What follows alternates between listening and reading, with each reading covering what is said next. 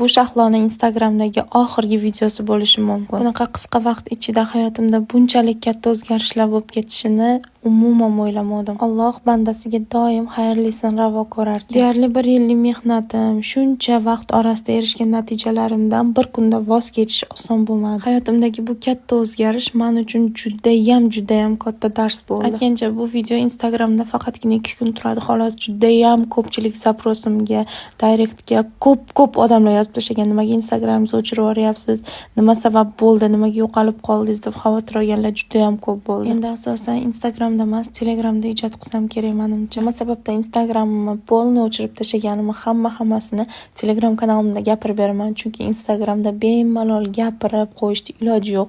Videoni montaj qilib keyin joylash kerak. Undan ko'ra Telegramda 100% to'liq aytib berish judayam oson. Shu sababdan Telegram kanalimga kirsalaring, hammasini o'zingizlar ko'rib, eshitib, xulosa qilasizlar o'rtoqlar. O'zingizlar ehtiyot qilinglar, sizlar yaxshi ko'raman, qadrli lyubimchiklarim.